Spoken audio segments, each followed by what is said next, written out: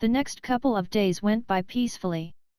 Han Xiao's daily routine now included going to the junkyard every morning to produce guns. He was paid in cash daily after each session, and was able to salvage a number of spare parts for creating the rover. He had already begun to craft some of its parts, but was holding back on assembling it. Old man Lu would occasionally lurk around to spy on Han Xiao as he worked. He was trying to figure out Han Xiao's background from his craftsmanship. However, because Han Xiao was self-taught, his efforts were in vain. The tall old man frequently came over to compete with old man Lu at 5 in a row, which Han Xiao found hard to understand. Is 5 in a row that fun? The tall old man also gradually began to converse with Han Xiao more, and Han Xiao was more than happy to entertain him. Everything was going according to plan. For mechanics, crafting rewarded the most experience, followed by enhancement, repairing, and lastly, assembly. As Han Xiao had no way of acquiring advanced knowledge for now, he decided to use his accumulated experience points to raise the 3 skills of Beginner Machinery Affinity LV3, Basic Combat LV8, and Basic Shooting LV6 to close to max level, and he gained quite a number of talent points from this. The prerequisite for advancing to a trainee mechanic happened to be unlocking Intermediate Machinery Affinity, which required LV5 in Beginner Machinery Affinity. Machinery Affinity was one of the common prerequisites for many blueprints and skills. Although Han Xiao now had a whopping 15 talent points, which seemed a lot, it was always better to save some for rainy days. This was something that he had learned the hard way. To think I actually had to spend over tens of millions of INAs, universal currency, just to buy water of Lethe to reset my talent points back then. At Kuro Junkyard, Han Xiao had been busily producing guns all morning. When he was about to leave, Raccoon passed him a stash of money that he pocketed without counting. That should be enough for today. I'll make a move first, said Han Xiao. Thank you for your contribution. We don't need any more guns for the time being. However, our deal is still valid. You can continue to salvage any junk parts. Now that Han Xiao had served his purpose, Raccoon planned to get rid of him. However, it was not time yet. Raccoon was an extremely cautious person. Fine by me, replied Han Xiao, who saw through his intentions. He left the junkyard, remembering to make a few extra turns to shake off his tail before coming to a large mechanic market. This market was popular among students from the Western Capital School and the Mechanic School due to the variety of machine parts and metals it offered.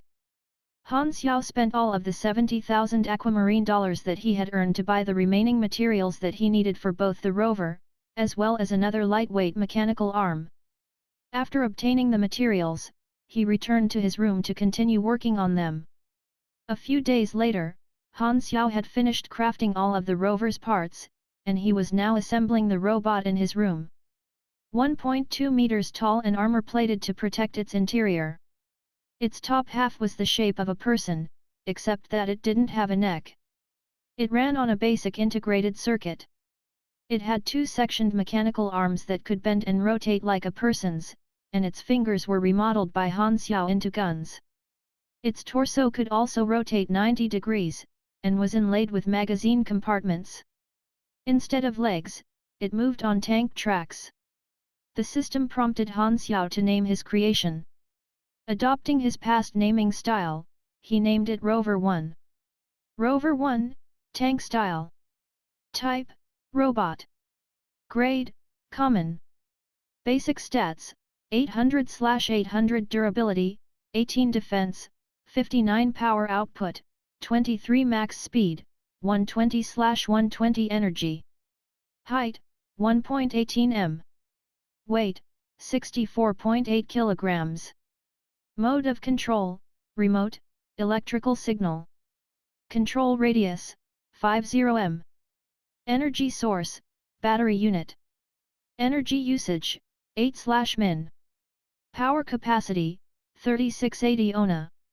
Right arm module, small caliber machine gun 35 to 40 dmg, 4 firing speed, max 7 for 10 seconds, 30 magazine capacity, plus 60 belt capacity, 40 power output, 18% accuracy. Left arm module, small caliber machine gun 35 to 40 dmg, 4 firing speed, max 7 for 10 seconds, 30 magazine capacity, plus 60 belt capacity, 40 power output, 18% accuracy. Skills: Self-destruct.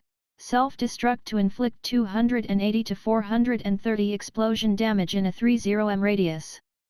Metal armor, reduces damage taken by 8%, except penetrative attacks. Note, don't underestimate this little fella just because he looks stupid. The name Rover is not exclusive to one type of robot. The key materials used to craft Rover 1 were two common materials, steel and plastic resin. If Han Xiao had used a higher quality steel alloy, Rover 1 would have higher durability and defense. Nevertheless, he would be able to update or upgrade the rover with better parts when he got them to keep it relevant. This was a selling point of mechanics. The number of modules that could be installed on robots, vehicles, and mobile suits was limited by their energy capacity. Beside the quality of the energy source itself, energy capacity could be upgraded by energy talents. Rover 1's energy source was a standard battery unit, so its energy capacity was low. Completing the rover rewarded Han Xiao with 24,000 EXP. The following day, Han Xiao finished crafting the lightweight mechanical arm. You have crafted lightweight mechanical arm, left, gaining 2,500 EXP. His second lightweight mechanical arm was still a left arm, like before. However, the materials he had used to craft it were lower in quality than before, causing it to have a lower grade. Lightweight mechanical arm, left. Grade, common. Base stats, 28 to 45 damage, 8 to 12 defense, 26 power output, 205/205 durability. Prerequisite, S23 STR. Bonus stats, -4 attack speed. Length, 0.51 m. Weight, 6.1 kilograms. Additional effects, bonus +6 STR. Currently, Han Xiao's strongest form of combat was melee combat, so the lightweight mechanical arm suited him well. Mechanics that favored melee combat were known as mecha warriors. Han Xiao did not intend to walk down this path as it was long-ranged capabilities that mechanics truly excelled in, after all. However, since mecha warriors was the style that offered low-level mechanics the highest combat prowess, it would have to do for now. Han Xiao hid the lightweight mechanical arm before heading downstairs. Liu Jian was engaged in a conversation with a customer who kept on glancing at Han Xiao when he appeared.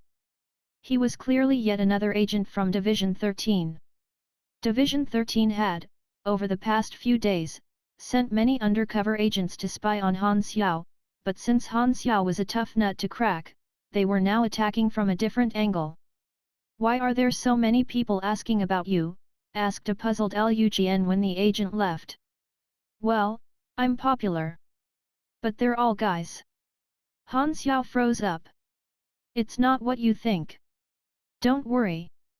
I won't judge you," replied Liu Jian as she started giggling.